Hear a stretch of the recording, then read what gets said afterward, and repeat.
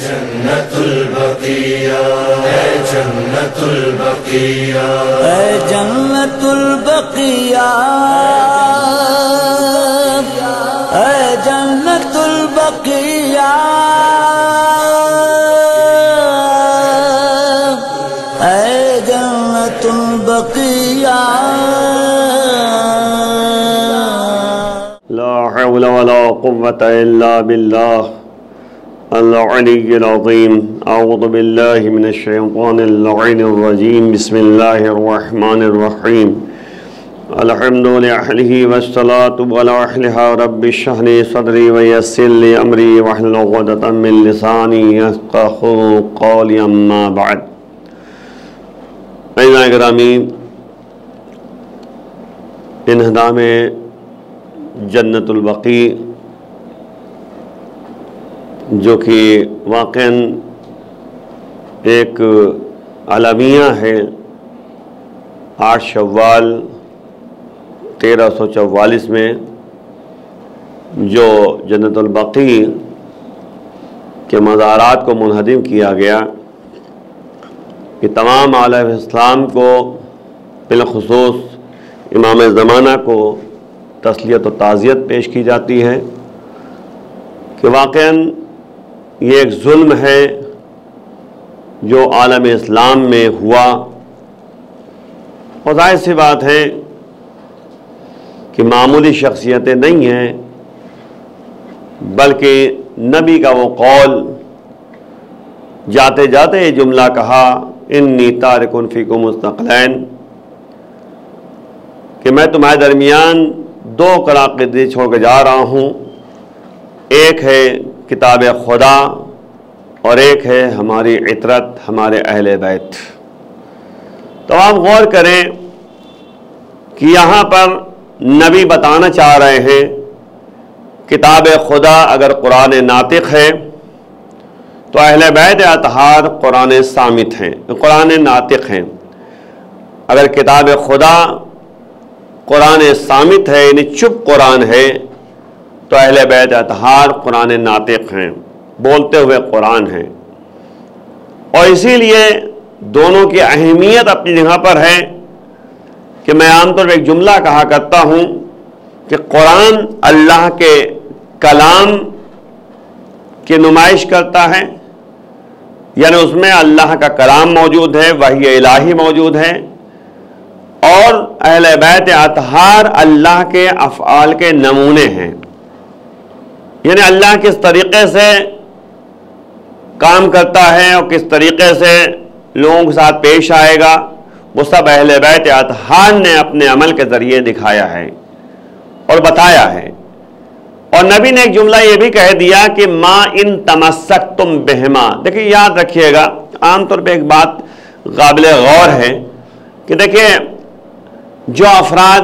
اللہ کو نہیں مانتے وہ اللہ کی بات کو کیوں فالو کریں گے، یہ بھی ایک قابل غور بات ہے۔ تو پہلے اللہ کی معرفت ضروری ہے، اللہ کے اوپر ایمان لانا ضروری ہے،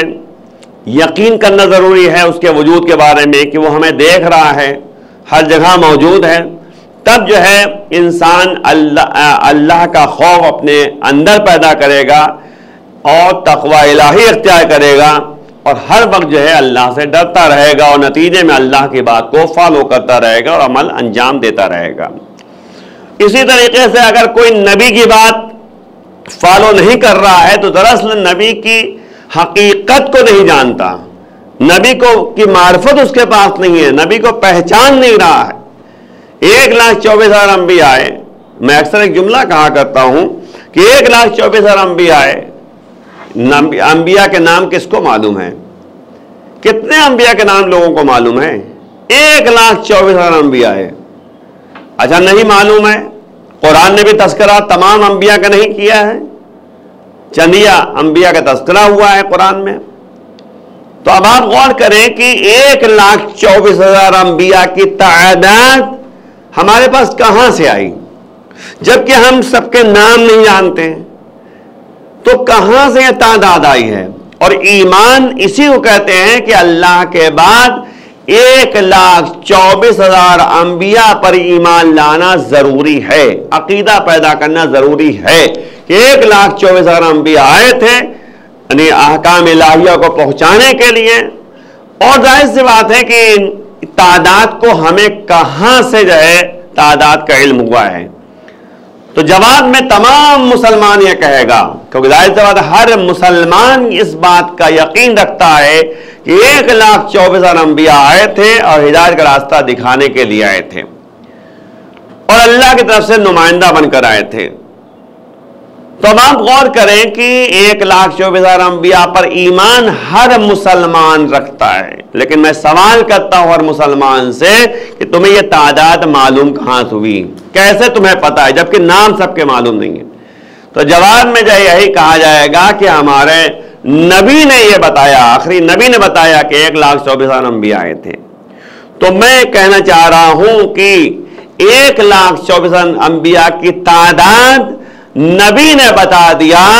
تو ہمیں یقین ہو گیا، ہم اس پر ایمان رکھتے ہیں۔ نبی نے میدان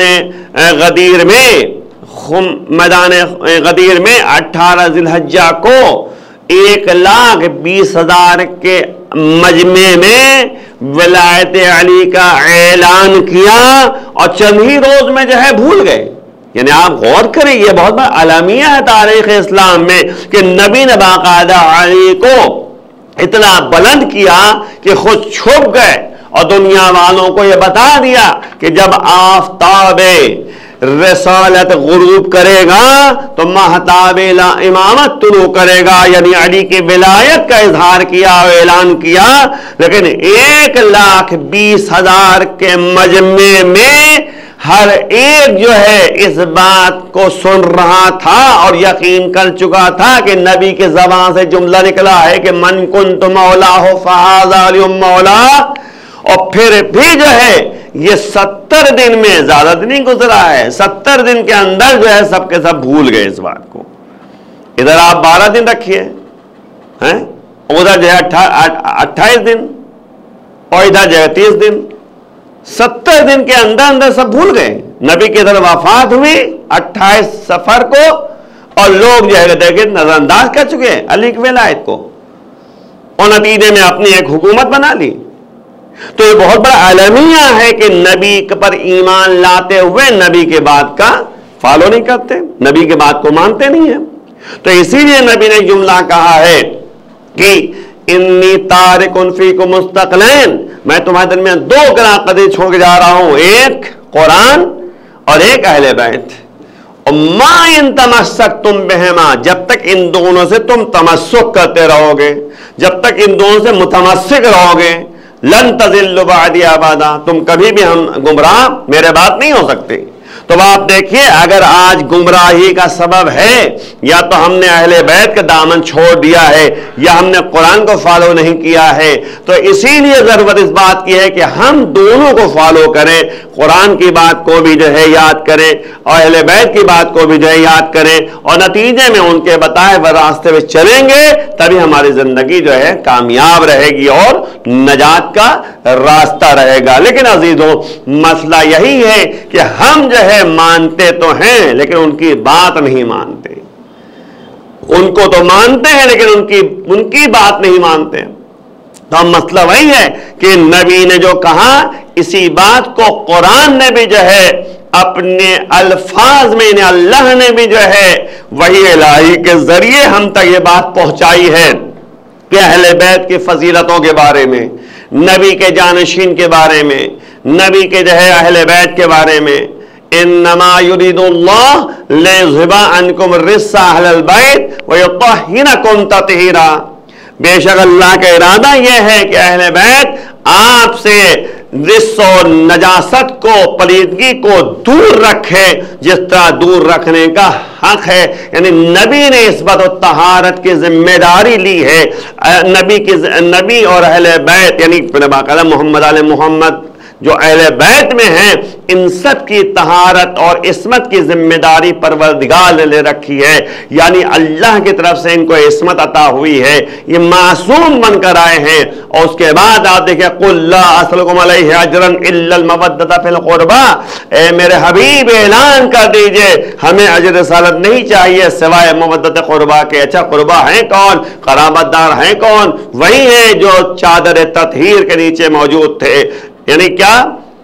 ہم فاطمۃ و ابوہا و بعلہا و بنوہا، وہ اہل بیت یعنی کون کون ہیں؟ وہ بہرحال جو ہے فاطمہ ہیں، ان کے والد گرامی ہیں، ان کے شوہر ہیں، ان کے بیٹے ہیں۔ اچھا بیٹے کہا گیا ہے، اس میں بتانے کا مقصد یہی ہے کہ حسین کی نسل سے، امام حسین صاحب کی نسل سے 9 امام ہوں گے، جو بہرحال جو ہے 14 معصومین ہیں جو اہل بیت میں شامل ہیں۔ قرآن نے کہہ دیا کہ ان کی مودت، ان کی محبت اگر تمہارے پاس ہے تب کہیں جا کر جو ہے اجر رسالت تم ادا کر پاؤ گے۔ اس کے بعد آپ قرآن نے جو ہے اعلان کر دیا من يعظم شعائر اللہ فإنها من تقوى القلوب، جو بھی شاعر اللہ اللہ کی نشانیوں کو کی تعظیم کے لیے آگے بڑھتا ہے، عظمت کا قائل ہے، یہ تقوی قلوب کی نشانی میں سے ہے، یعنی انسان کے دل کی پاکیزگی سبب بنتا ہے۔ تو آپ غور کریں کہ یہ جو مزارات ہیں، جو اہل بیت اطہار کے جو ہے جو قبریں ہیں، جو روضے ہیں، یہ سب جو ہے شاعر اللہ میں سے ہے، یہی ان کو جو ہے ان کی تعظیم جو ہے یہی مودت اہل بیت کی نشانی ہے۔ ان کی زیارتیں کرنے کے لیے اللہ کے رسول کا حکم ہے، باقاعدہ نبی نے کہا کہ تم قبروں کی زیارت کرو، اس سے تمہیں جو ہے آخرت یاد آئے گی۔ تو یاد رکھیں کہ نبی جو ہے میدان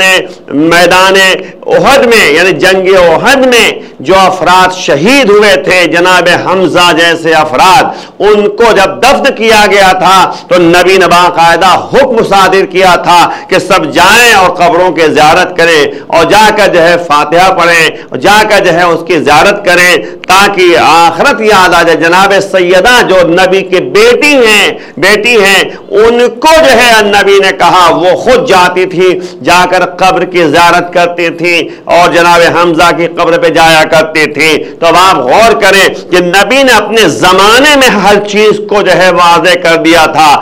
لیکن ہم نے کیا کیا یہ ہمیں غور کرنے کی ضرورت ہے۔ یعنی نبی کی بات کو نہ ماننا یہ ظلم ہے، اللہ کی بات کو نہ ماننا یہ ظلم ہے، اہل بیت کی بات کو نہ ماننا یہ ظلم ہے، اور نتیجے میں اب دیکھیں قبروں کی زیارتوں کا حکم ہمیں دیا گیا ہے تو قبر کا احترام بھی ضروری ہے، قبر کی جو ہے نشانی بھی ضروری ہے تاکہ پتہ چلے یہ کس کی قبر ہے۔ آپ دیکھیں جنت البقیع،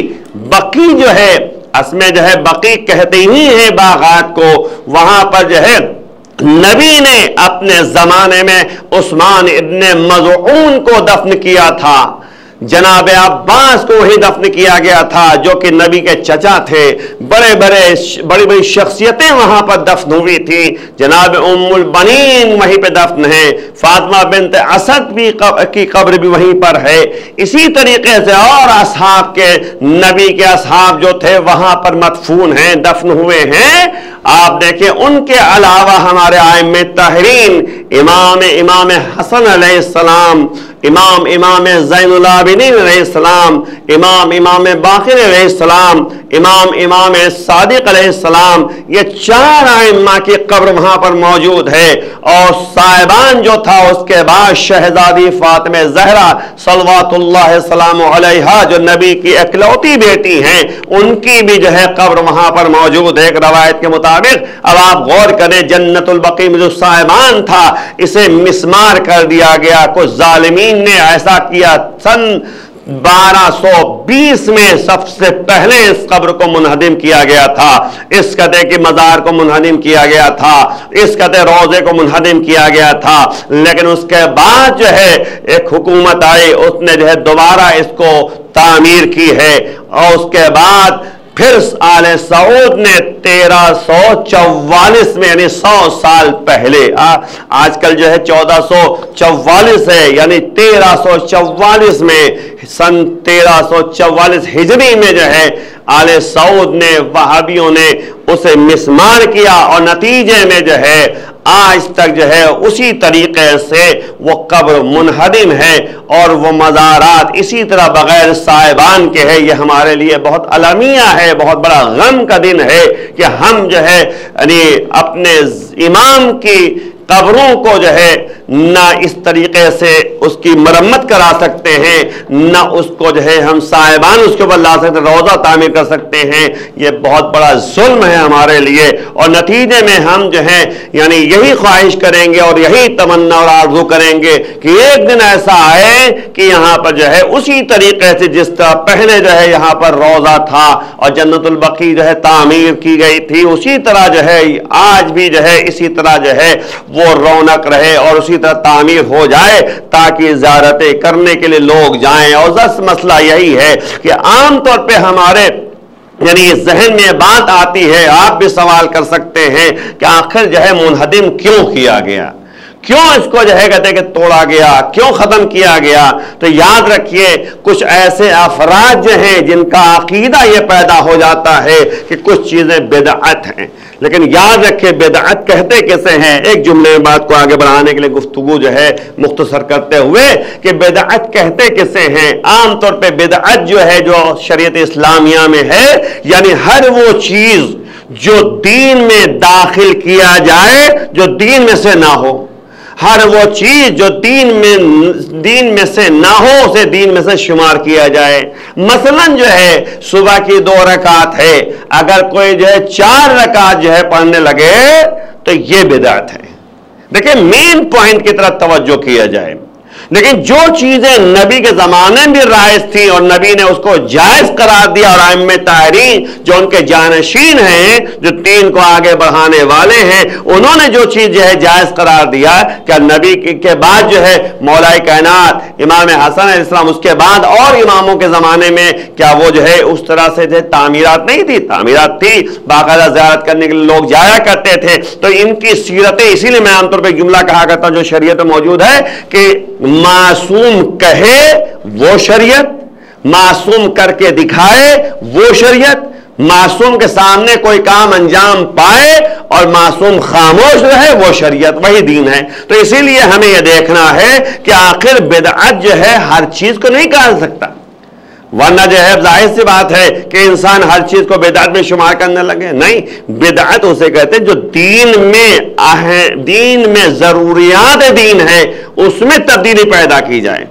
मसलन जो है कुरान में कुछ आयतों का इजाफा कर दिया जाए या कुरान में से कुछ आयतों को निकाल लिया जाए तो यह बिदअत है। लेकिन कुरान बेआइन ही उतनी आयतें जितनी नबी के जमाने में नाजिल हुई थी, बेआइन ही वैसे कुरान हमारे पास मौजूद है, उसमें कोई तब्दीली नहीं हुई है। इसी तरीके से नमाज की बात है, नमाज जो है 2 रकात सुबह की पढ़नी है जो दीन इस्लाम में है, उसको हम 4 रकात पढ़ने लगे, 3 रकात पढ़ने लगे, ये बिदअत है। तो इस याद रखें बिदअत जो है हमें समझना चाहिए कि बिदअत किसे कहते हो। बिदअत बहरहाल हराम है हमारी जिंदगी में, लेकिन नबी ने जो चीज जायज करार दिया है तो वो बिदअत नहीं है। नबी ने जो काम करके दिखाया है वो बिदअत नहीं है। तो ये जो मज़ारात हैं ये सब नबी के जमाने में, और नबी बाकायदा कहते थे कि जाओ कब्रों की ज़ियारत करो क्योंकि इससे आखिरत याद आएगी। तो अब जाहिर सी बात है कब्रों की ज़ियारत करने के बड़े सवाब मौजूद है वहां पर। सूरह फातिहा पढ़ने के लिए कहा गया है, सूरह यासीन पढ़ने के लिए कहा गया है, कुरान की तिलावत करने के लिए कहा गया है। ये सब सवाब में शामिल है कब्रों के लिए, कब्र में रहने वाले के अफराद के लिए। तो बहरहाल जो है अहले बैत अतहार जो है जो कि वाक़अन जो है नबी के जानशीन है, नबी के जो है ख़ानदान में से हैं, जिनकी मवद्दत का हुक्म कुरान ने दिया है, उनके मज़ारात की ज़ियारत करना बहुत ज़्यादा सवाब है। तो याद रखें सबसे पहले ये काम अंजाम पाया कि 1344 में जो है जन्नतुल बकी को मुनहदिम किया गया और बाकायदा 15 मुफ्तियों से फतवा लिया गया बाकायदा तोड़ने के लिए। उस जमाने के जो फुक़हा अपने को समझते थे, है ना, उन्होंने जो है फतवा दिया, तब जो है कहते कि इसको मुनहदिम किया गया। कुछ लोगों ने जो है रोज़े रसूल को मुनहदिम करने की कोशिश की, लेकिन बहरहाल जो है वो मुनहदिम नहीं कर पाए, उसको नहीं तोड़ पाए। फिर उन्होंने रुख किया کربلا کا رخ کیا تو کربلا میں بھی جو ہے کچھ منہدم کرنے والے افراد موجود تھے. انہوں نے باقاعدہ اس زمانے میں جو ہے کربلا معلی کے جو روضات تھے اس کو ہی منہدم کیا. پھر اس کے بعد یہ لوگ نجف اشرف پہنچے کہ جا کے مولا کائنات کے یعنی روضے کو منہدم کرے, لیکن وہاں کے افراد نے باقاعدہ مقابلہ کیا تو وہ لوگ جو ہیں نجف میں مولا کائنات کی یعنی روضے کو جو ہے منہدم نہ کر سکے. تو اب آپ غور کریں کہ اس طرح کی جو ہے باتیں ذہنوں میں لوگوں کے آتی ہیں, لیکن اس کو غور کرنا چاہیے کہ جو نبی کہیں, جو نبی کر کے دکھائیں, جو نبی ہمیں بتائیں وہ دین ہے, وہی شریعت ہے. اور یاد رکھیے گا ان الدین عند اللہ الاسلام, اللہ کے نزدیک جو دین موجود ہے وہ اسلام دین ہے. تو ہمیں سمجھنا چاہیے کہ 100 سال پہلے جو ہے یہ کام انجام پایا تھا. ہمیں جو ہے بہرحال جو ہے ہماری آرزو ہے, اور ظاہر سی بات ہے کہ ہماری آرزو ہے, ہماری جو ہے تمنا ہے, ہماری یعنی خواہش ہے کہ ایک وقت تو ایسا آئے کہ ہم جو ہے کہتے کہ اس روضے کو جو ہے دیکھیں جو تعمیر شدہ روضہ ہو اور باقاعدہ اس کی زیارت کے لیے ہم لوگ جائیں. لیکن بڑا افسوسناک مرحلہ ہے, المیہ ہے تاریخ اسلام میں کہ نبی کی نسل کے, نبی کے جو ہے افراد, نبی کے جو ہے خاندان کے افراد پر ظلم و ستم ڈھایا ہے. آپ دیکھیں بہت بڑی بات ہے, بس کہنے کی بات ہے, ضرورت اس بات کی کہا جائے کہ جناب رسالت مآب کی اکلوتی بیٹی تھیں اور ان کی جو ہے قبر وہاں پر ایک روایت کے مطابق ہے کہ وہاں پر موجود ہے. اور بہرحال جو ہے کہ روایت کے مطابق یہ ہے کہ وہ روضے یعنی آپ کے منبر و محراب کے درمیان ہیں, اور ایک یہ ہے روایت کے مطابق کہ گھر میں خود یہاں رہتے تھے وہاں پر ہے. لیکن بہرحال جو ہے یعنی جو روایت معتبر ہے, جو روایتیں موجود ہیں زیادہ تر وہ جنت البقیع کے لیے کہی جاتی ہیں, اور اس ظاہر سی بات ہے نبی نے مولا کائنات نے وہاں پر دفن کیا تھا. اب جو ہے مسئلہ یہ ہے کہ نبی کی اکلوتی بیٹی لیکن کس طریقے سے شہید ہوئی.